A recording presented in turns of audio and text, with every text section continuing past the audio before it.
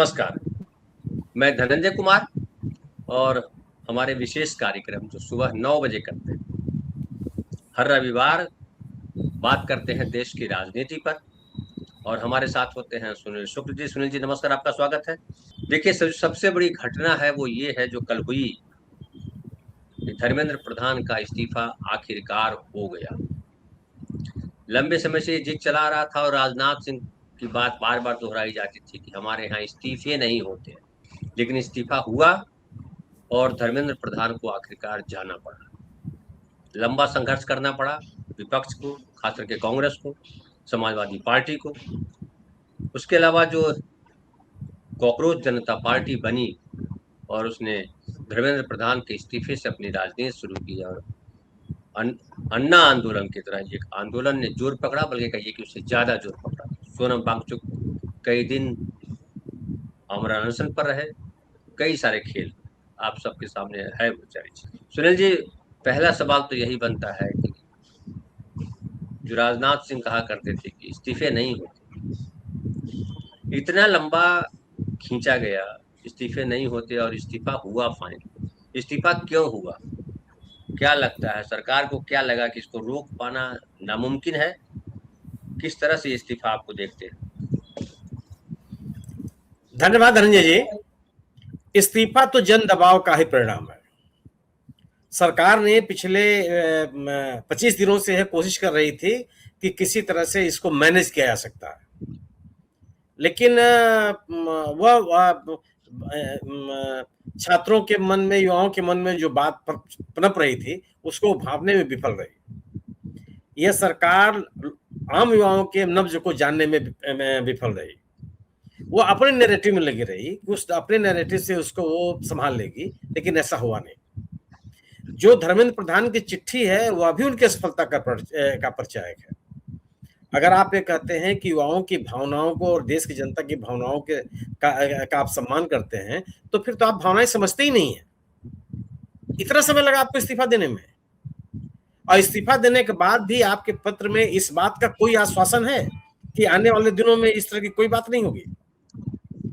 आप आश्वासन देते नजर आ रहे हैं कि अगर 3 मई की घटना का अगर आप उल्लेख कर रहे हैं, सीबीआई जांच की बात अगर आप कर रहे हैं, तो क्या आप ये बात कह पा रहे हैं कि दोबारा किसी कीमत पर 3 मई नहीं होगी?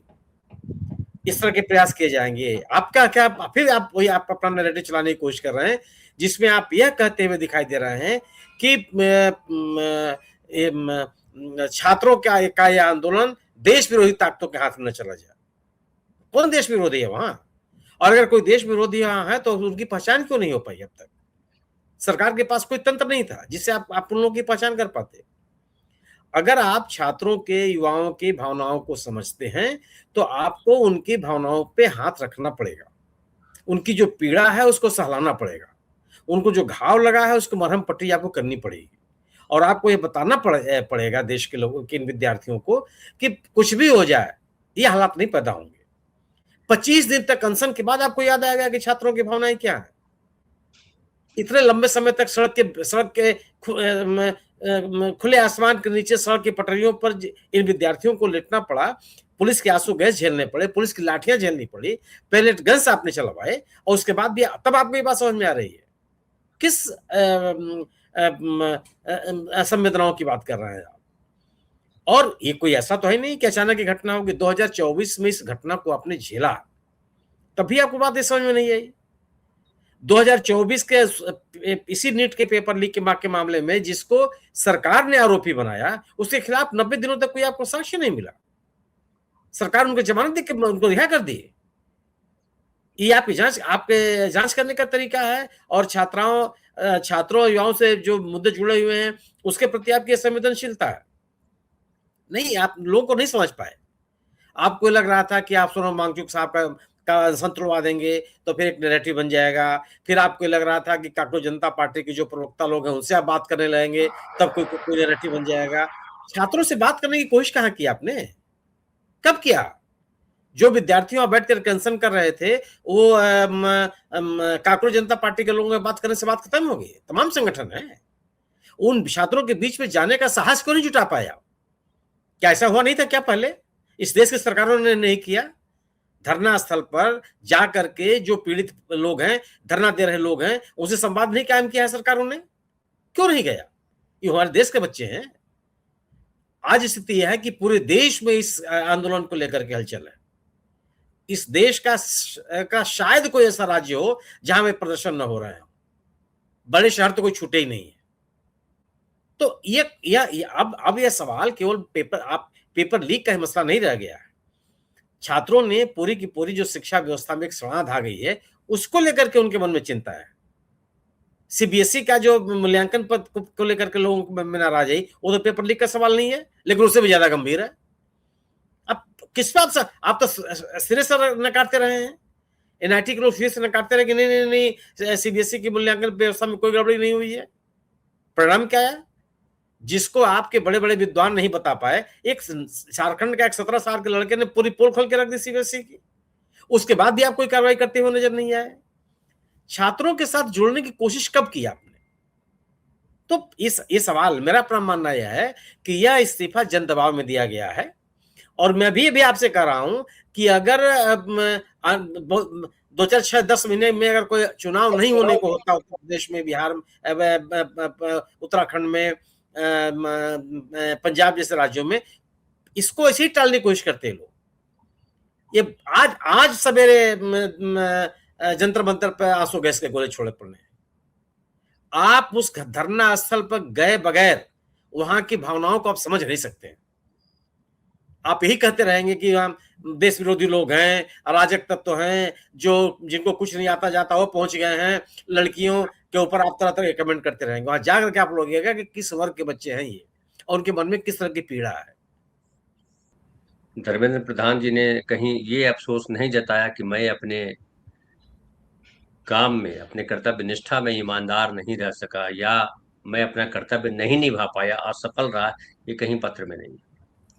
और उन्होंने जो जो कहने का प्रयास किया उसमें ये लग रहा है कि वो दबाव में दिया। उन्होंने कहा कि छात्रों को गुमराह करने के लिए जिम्मेदार पदों पर बैठे व्यक्तियों ने बाधा डालने की कोशिश की, जिससे मन अत्यंत दुखी हुआ और देश की युवा शक्ति को भ्रम के कुचक्र में फंसने नहीं देंगे, यही मेरा संकल्प है।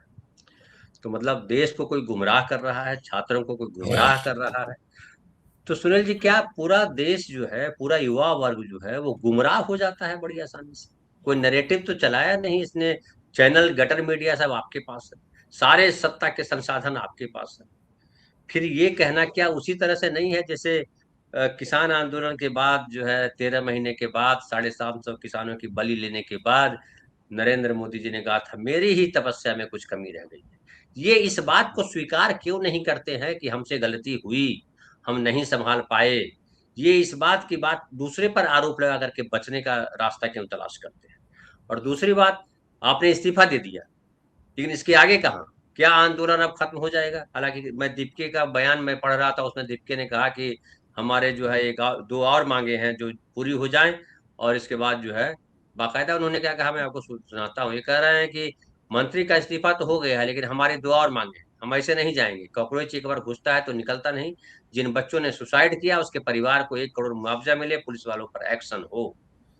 लेकिन सवाल है कि जो मूल मुद्दा है, पेपर लीक न हो, इसके लिए अभी तक कोई आश्वासन कहीं से कुछ नहीं है। क्या व्यवस्था? आश्वासन मतलब आश्वासन तो है, लेकिन वो ठोस कार्रवाई की कैसे होगी, क्या होगा, वो कुछ दिखाई नहीं पड़ता है। नहीं, एक तो धनंजय जी, यह कोई काकरोच जनता पार्टी के नियंत्रण में आंदोलन है, ऐसा मैं नहीं मानता।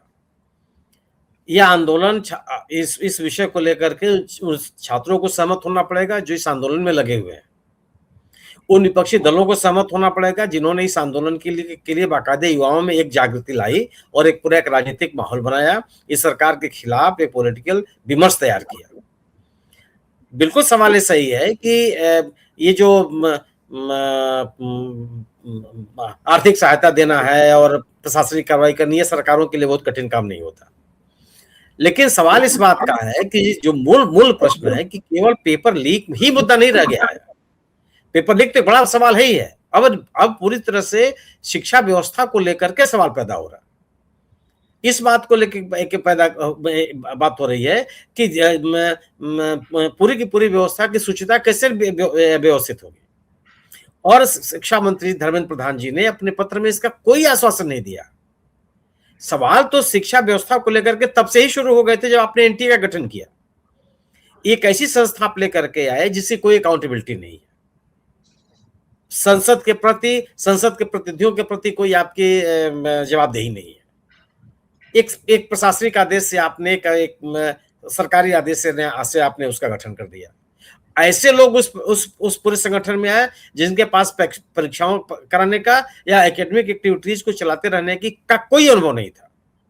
यहां से वहां से लोगों को ला करके आपने भर दिया। सब कुछ आपने सुधार के नाम पर किया। सुधार कहां हुआ? किस तरह का सुधार दिखाई पड़ा आपको? आप इन संस्थाओं को ला करके अपने एजेंडे को लागू करने की आपने कोशिश की। इस्तीफे को लेकर किस तरह से बातें कही गई? चूंकि इमरजेंसी की बात धर्मेंद्र प्रधान ने सिलेबस में डाल दिया, इतिहास को के ऐसे पक्षों को सिलेबस में ले आए जो पिछले सरकारों ने अनदेखी की थी, वंदे मातरम का मुद्दा लेकर के आए, इतिहास के कैसे प्रश्नों को लेकर के आए जिसको कांग्रेस ने हमेशा दबा के रखा, इसलिए उनके इस्तीफे की मांग की जा रही है। कितनी बार कितने लोगों ने इस बात को लिखा?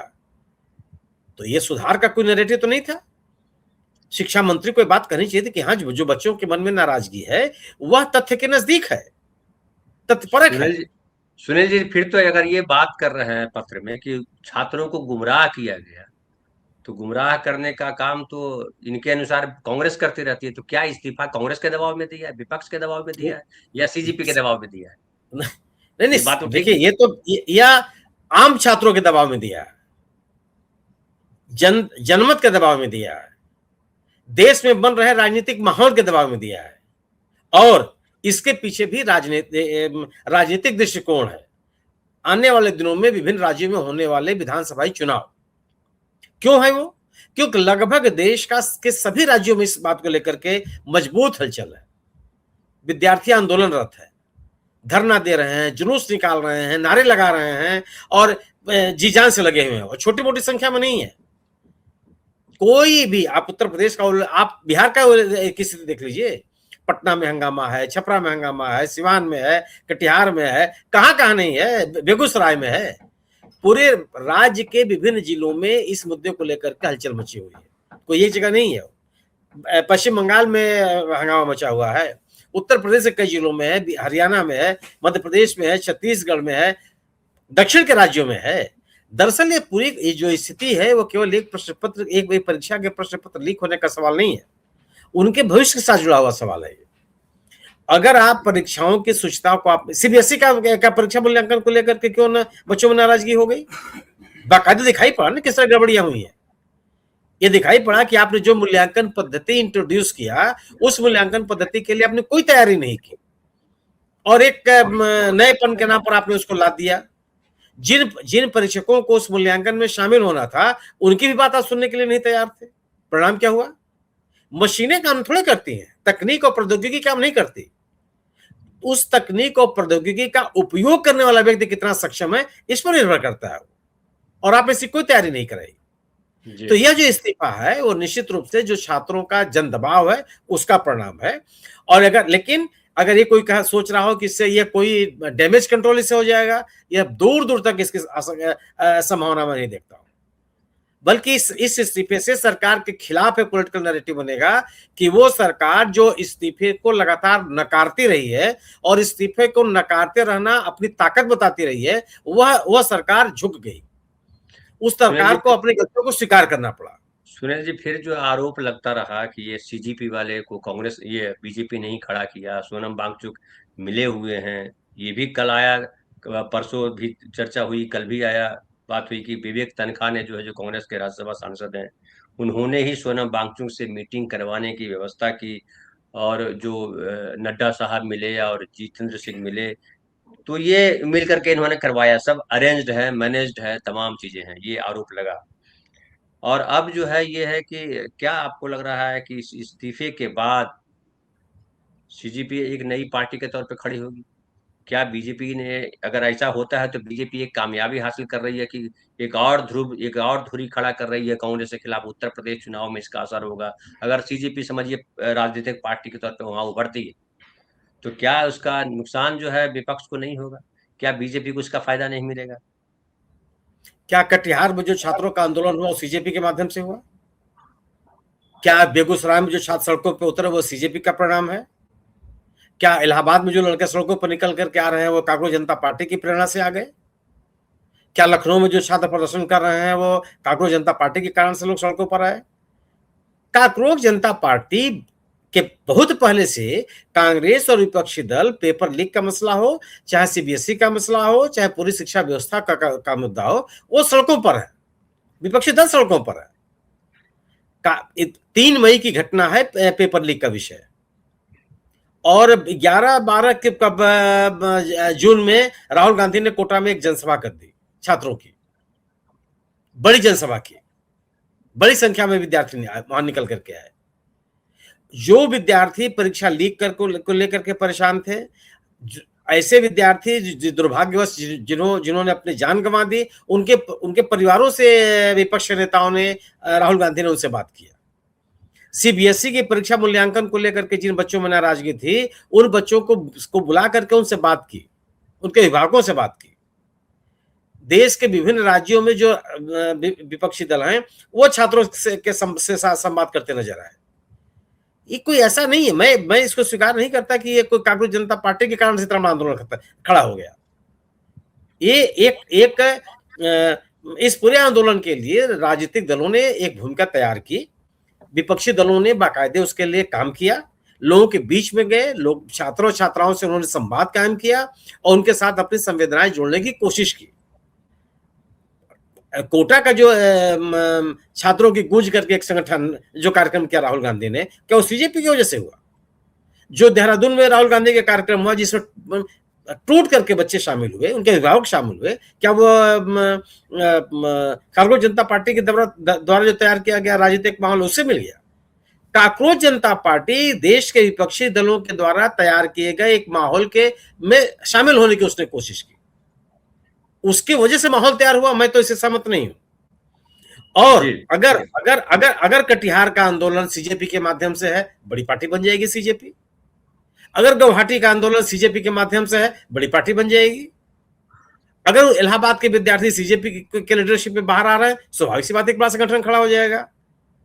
लेकिन ऐसा है नहीं। एक बड़ी राजनीतिक ताकत बनने के लिए सबसे पहले आपको सीजेपी के ऊपर तो लगातार बस इस बात का संदेह किया जा रहा है कि सरकार का बड़ा धस उसके ऊपर है। जो सीजेपी जो दीपके साहब राहुल गांधी के उस पदयात्रा को, भारत जोड़ो यात्रा को एक पर्यटक की संज्ञा उन्होंने दी थी, इसके बिना पर आप एक राजनीतिक सोच पैदा कर लेंगे। भारतीय जनता पार्टी से लड़ने के आप निश्चित रूप से आप विपक्ष के ताकत के साथ जुड़ना चाहेंगे ना, या विपक्ष के पास जो शेयर है, जो स्पेस है, उसी में अपनी जगह बनाने के आप प्रयास करेंगे। तो वह प्रयास आपका तब सफल हो सकता है जब आप बीजेपी से दूर नजर आए, बीजेपी का खिलाफत करते हुए नजर आए। अभी तो जनधारणा बनी हुई है जी।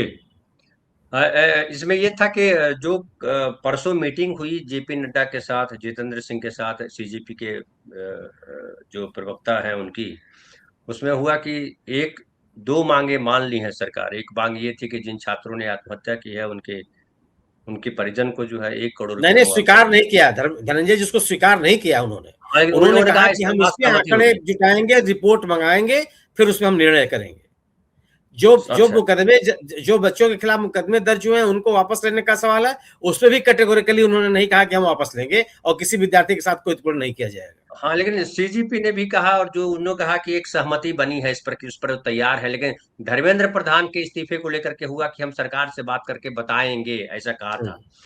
तो अब जो है इसके बाद क्या आंदोलन खत्म माना जाए?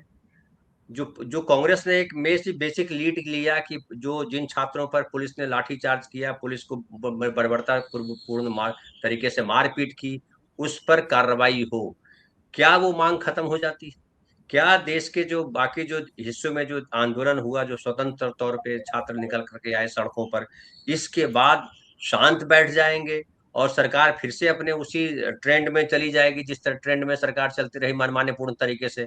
एक ये भी चर्चा आ रही है कि ये जो है बेसिकली ये दबाव हुआ, और अब जो वो वाला जो मुद्दा था इसमें, चंदा चोरी वाला मुद्दा, जो चढ़ावा चोरी का मुद्दा है, वो मुद्दा कमजोर पड़ जाएगा, चूंकि ये इस्तीफा यहाँ पे खड़ा किया गया है, जिस तरह का माहौल, उसमें इस्तीफा ले लिया गया धर्मेंद्र प्रधान का और बड़ा विषय हो गया। अब वो मुद्दा कमजोर हो जाएगा, और ये मुद्दा कमजोर हो जाएगा तो इसका फायदा वहां बीजेपी को मिलेगा कि उसके खिलाफ जो एक जन आक्रोश था चढ़ावा चोरी को लेकर के, कि ये धर्म के साथ भी न्याय नहीं किया, धर्म के साथ धोखा किया, श्रद्धा के साथ धोखा किया, आस्था के साथ धोखा किया, ये जो लग रहा था आरोप, ये कहीं दब जाएगा, ऐसा भी लोग कह रहे हैं। क्या आपको लग रहा है, ऐसा होगा? एक मुद्दे के कारण से दूसरा मुद्दा खत्म हो जाता है, ऐसा नहीं है। सवाल है कि अयोध्या में चंदा चोरी का जो विषय है, उस विषय पर जो लोगों के मन में सवाल उठे, उस सवाल का जवाब देते हुए सरकार कब नजर आई? जो काम उसने इस प्रश्न पत्र लीक होने, शिक्षा व्यवस्था में अराजकता होने, सीबीएसई की परीक्षा व्यवस्था को लेकर के जो लोगों के मन में आक्रोश हुआ, कब सरकार इसमें चेती है? 1 महीने के बाद। 1 महीना अनशन करने, धरना देने, लड़कों के ऊपर लाठीचार्ज करने, आंसू गैस के गोले छोड़ने के बाद आप चाहते हैं कि आपने इस्तीफा दे दिया और मुद्दा खत्म हो गया? जिन बच्चों के ऊपर लाठियां चली हैं वो भूल जाएंगे। और इसमें तो ये स्थिति आई, अयोध्या वाले मसले पर आपने कौन सी कार्रवाई की? क्या आज तक प्रधानमंत्री ने एक शब्द बोला? गृह मंत्री ने एक शब्द बोला? कोई आपने ऐसी पहल करते हुए दिखाई पड़े जिससे आप लोगों को आश्वासन दे दें कि उस मंदिर में जो चढ़ावा आ रहा है उसके साथ दोबारा फिर इस तरह की घटनाएं नहीं होंगी? क्या किया? आप तो लिपापोती करते हुए नजर आए ना वहां। आज तक आपने क्या, जो लोग इसके दोषी, आज भी आप चंपत राय को वहां बचा रहे हैं कि नहीं बचा रहे हैं? कोई कार्रवाई की आपने? नाम भी ले रहे हैं उनका किसी स्तर पर? जिस तरीके से धर्मेंद्र प्रधान को आप 1 महीने तक बचाने का प्रयास करते रहे, 3 मई की घटना है। मई बीता, जून बीता, जुलाई खत्म होने के नजदीक आ गया, तब आपको समझ में आ रहा है कि क्या हो रहा है, क्या नहीं हो रहा है। आपको लोगों की भावनाओं को समझने में आपके द्वारा जानबूझ करके किए गए विलंब का कोई असर आप समाज में नहीं दिखाई पड़ता किसी को? क्यों करना आप सोनम वांगचुक को अनशन क्यों करना पड़ा? नेहा वोरा को क्यों अनशन करना पड़ा? बच्चों से आप अनशन कराएंगे? आप इन स्थितियों को नहीं समझते हैं कि बच्चों के मन में किस तरह का आक्रोश है? ये मुद्दे खत्म नहीं होते हैं, ये मुद्दे भी रहेंगे लोगों के मन में, अच्छे खासे तरीके से रहेंगे, और इसकी खुद चर्चा होगी मौके पर। अभी नारा लग रहा है, यानी से खास से कहा है कि धर्मेंद्र गए, अब नरेंद्र की बारी। हाँ, दूसरा ये भी चल रहा है। राहुल गांधी ने कहा तो कि इस पूरे सिस्टम के मेन ऑपरेटर नरेंद्र मोदी प्रधानमंत्री हैं, उनको माफी मांगनी पड़ेगी। ये तो बाकायदा उनका बयान है जी। इसके अलावा ये कहा जा रहा है कि बिहार में जिस तरह से आंदोलन, जंतर मंतर का आंदोलन अपनी जगह है, लेकिन बिहार में जिस तरह से रिएक्शन हुआ छात्रों में, यार पटना हो या अभी मैं देख रहा था कि सिवान में जो है कल बाकायदा पुलिस वाहन जला दिया गया, एक ऐसे मोड़ पे चला गया जहां लगा कि अब हिंसक रूप ले लिया है, बिहार में कंट्रोल से बाहर होता दिखाई पड़ रहा है बिहार में आंदोलन। और प्रयागराज में भी, आपका जो शहर है, भले आप उस शहर में नहीं है, लेकिन प्रयागराज में भी बड़ा भयानक लोगों का, छात्रों का जमावड़ा जुटा, और सरकार को लगा है कि चूंकि वाटर कैनन पे कब्जा कर लिया उन्होंने, छात्रों ने वाटर कैनन पे ही कब्जा कर दिया, उसी पे चढ़ गए, आंसू गैस छोड़े गए, वहीं घुस गए। तो ये जो, क्या आपको ये लगता है कि बिहार उत्तर प्रदेश में जिस तरह से आंदोलन, बिहार में तो पूरी तरह फैल गया, उत्तर प्रदेश में जिस तरह से फैलता दिखाई पड़ा, और उत्तर प्रदेश में चुनाव है आपके फरवरी मार्च में 2027 के, बहुत दूर नहीं है, क्या वो भी एक बड़ा कारण रहा कि भैया इसको अब लिंगर ऑन करने का मतलब नहीं है, आंदोलन बढ़ता चला जाएगा, फिर बहुत भारी पड़ जाएगा, फजीयत हो जाएगी, उत्तर प्रदेश चला जाएगा, और उत्तर प्रदेश जाने का मतलब है कि दिल्ली से सरकार का हिल जाना? क्या इस वजह से इस्तीफे हुए, और ये पूरी तरह से जन दबाव का इस्तीफा दिखाई पड़ रहा है? दबाव है सरकार द्वारा को मुक्त करना नहीं है, बिल्कुल नहीं है, जन दबाव का ही परिणाम है। और जो ये आंदोलन, दरअसल सरकार जो है, अब तक किस तरह के लोगों के मन के आक्रोश थे, वो अपने ही जो उसके हथकंडे रहे उसका आधार पर उसको दबाती रही है। वो हमेशा राष्ट्रभक्ति, धर्म का बचाव और अल्पसंख्यकों के खिलाफ एक तरह की नाराजगी, एक नैरेटिव बनाती रही है वो, कि वो जो मूल विषय है उनसे वह कोई चर्चा न होने पावे। उस सभी विषय धराशायी हो गए। वो सभी तरीके जो सरकार के थे वो फेल। तो उस आंदोलन जो बच्चों में आंदोलन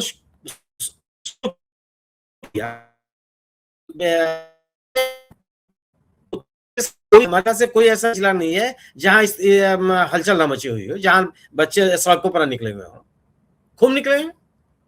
तो यह जो इस्तीफा है वो तो पूरी तरह से जन दबाव के कारण है, और सरकार को कुछ सूझ नहीं रहा था। अभी पटना में जो हंगामा है, पटना में उपचुनाव चल रहा है, वो अगर ये जो राजनीतिक स्थितियां बनी है उसका परिणाम भी सामने आ सकता है। तो ये जन दबाव का है, और सरकार इन विषयों को या बच्चों के मन में उपजे हुए इस आक्रोश को किसी अन्य तरीके से या किसी नृत्य करने से उसका शमन कर लेगी, मुझे ऐसा नहीं लगता। ये गंभीर विषय है जी, गंभीर विषय है।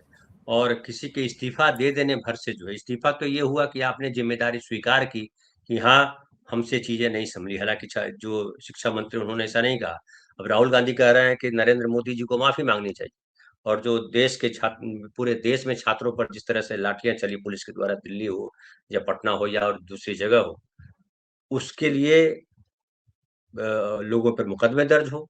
जो पुलिस के लोग हैं जिन्होंने बर्बरतापूर्ण तरीके से काम किया, जो सादी वर्दी में लाठी में कील लगा करके कर रहे थे, उनको चिन्हित किया जाए। जो लड़कियों के साथ जिन्होंने बदमाशी की, उन्हें चिन्हित किया जाए, उनको सजा मिले। और जिन छात्रों पर आंदोलन की वजह से मुकदमे दर्ज हुए, परेशान किया गया है, उनको रिहा किया जाए, उनसे केस हटाया जाए। ये तमाम बातें अभी और डिटेल चर्चा होगी। और मुझे लगता है कि एक जो है जो चल रहा था कि नरेंद्र मोदी के यहाँ इस्तीफे नहीं होते, वो कड़ी, वो जो बर्फ जमा हुआ था सारा, वो टूटा है। और अब जो है ये भी लोग कह रहे हैं कि ये इससे पता चल रहा है कि सरकार कमजोर हुई है। और सरकार जो जिस तरह से लोकतंत्र को खत्म करने के अभियान पर चल पड़ी थी, संविधान से दूर चली गई थी सरकार। अब ये है कि क्या संविधान की तरफ सरकार लौटेगी? क्या जो मंदिर में चढ़ावा चोरी हुआ है उस पर सही तरीके से कार्रवाई होगी? लोगों की आस्था के साथ जो खिलवाड़ हुआ है, जो धोखा मिला है, उसके लिए बीजेपी सरकार जो है, मोदी सरकार कुछ करेगी? अभी कई सारे सवाल हैं। अभी तो एक है कि इस्तीफा हुआ फाइनली, और ये इस्तीफा जो है, जो खास करके जो छात्र हैं, जो देश के नागरिक हैं, केवल छात्र नहीं, उनके पेरेंट्स भी जिस तरह से चिंता जताई, जिस तरह से लोग सड़कों पर आए। हमने एक वीडियो आपको दिखाया था, याद हो, कि जिसमें वो लंदन से उन्होंने कहा कि हम जंतर मंतर इसलिए आए कि हमारे बेटे ने कहा लंदन से कि पापा आप, मैं तो वहां नहीं हूं लेकिन आप मेरी तरफ से लाठी खा करके आइए, पुलिस की लाठी खा करके आइए। तो जन भावनाएं एकदम जुड़ गई, और एक ये बैठ गया कि ये सरकार बेहद गड़बड़ सरकार है, किसी जो मन के चाहे करेगी, लोकतांत्रिक सरकार नहीं है। और इस्तीफा अब होना होगा, इस्तीफा हो गया, लेकिन इसके बाद क्या, ये सवाल अभी भी सामने खड़ा हुआ है। क्या होगा आगे, हम आपके साथ जुड़े रहेंगे। शाम की चौपाल में आप जरूर आइएगा। बहुत बहुत धन्यवाद।